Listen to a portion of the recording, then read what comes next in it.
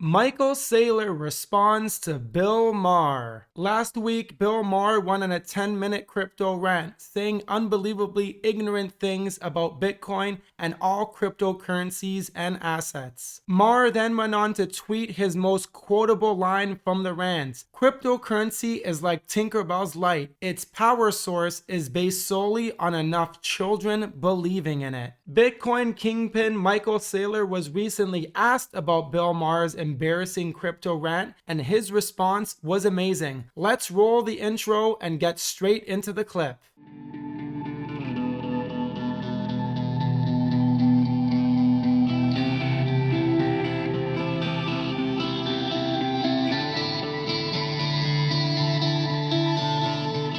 Buffett was cited by comedian Bill Maher, who's now become a big Bitcoin basher.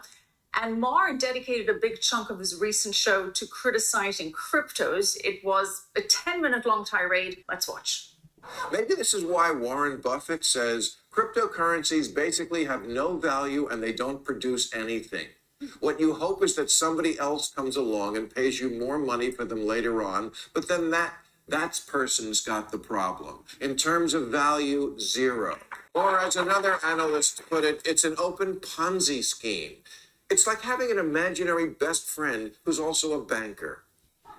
There is something inherently not credible about creating hundreds of billions in virtual wealth with nothing ever actually being accomplished and no actual product made or service rendered. It's like Tinkerbell's light.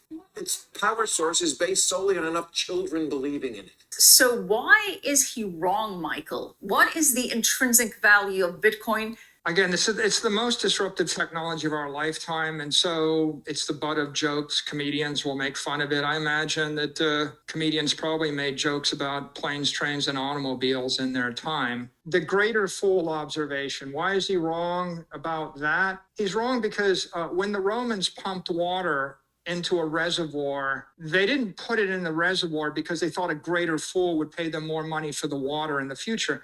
They put it in the reservoir because they thought they might need water in the future. When you actually store food in a refrigerator, you don't put it in the refrigerator because you're going to sell it to a greater fool in the future. You put it in the refrigerator because you think you might be hungry in the future.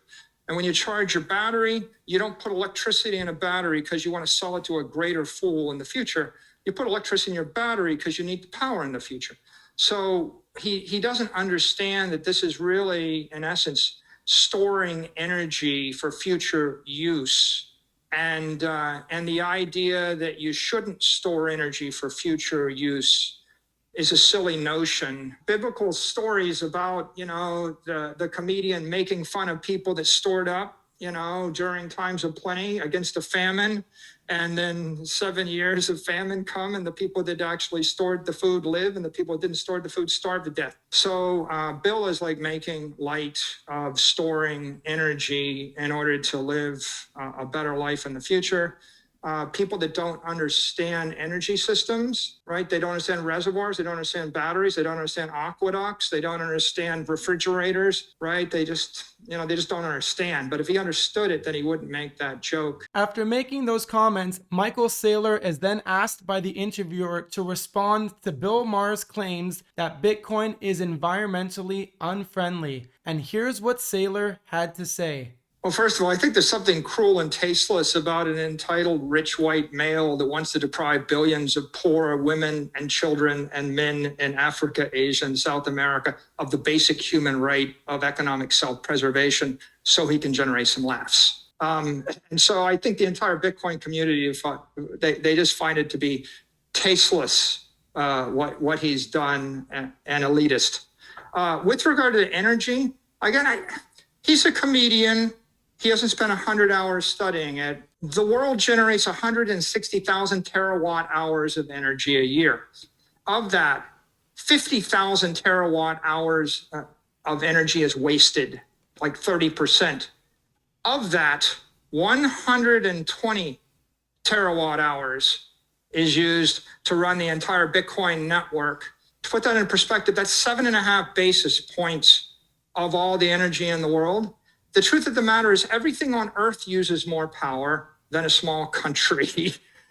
Bill Maher uses 10 times or electricity that costs 10 times as much as the electricity used in the Bitcoin network to enrich himself. And he's not really thinking about it. If you take all the energy used in the Bitcoin network, it amounts to 25 basis points of all the wasted energy. So 1/4% of the wasted energy in the world offers the hope of a decent life to 8 billion people and solves an economic problem.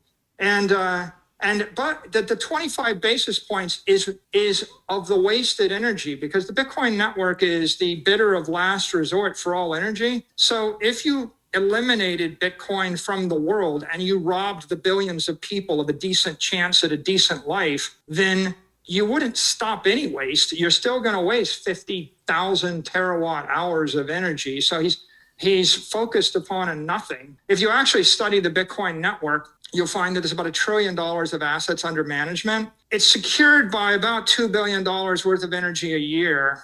Call it 20 basis points. 20 basis points of the energy in the network is the cost to secure it. Now, that energy probably costs about 2 cents a kilowatt hour. That's what's being paid for it, maybe. And in many cases, it is literally discarded energy and there is zero value for it. No one would pay anything for it. So its marginal value of the human race is literally zero. Whereas the marginal cost of consumer energy and industrial energy is 9 to 11 or 11 to 13 cents a kilowatt hour. When people are watching Bill Maher on their iPads and their iPhones, they're paying at least 13 cents a kilowatt hour. Plus they pumped it into their lithium ion batteries on their devices, which probably jacked up the cost by a factor of 10. He's got no problem with them getting laughs, right? Wealthy people getting laughs on expensive energy. Meanwhile, people that are destitute in the rest of the world have a chance at a decent life using marginal cast-off energy, and anybody would deny them that. I can only say, giving him the benefit of a doubt, he's a comedian, and he's playing this for laughs, and his job is to act like a fool. And if you take economic, political, or technical advice from a fool, what does that make you?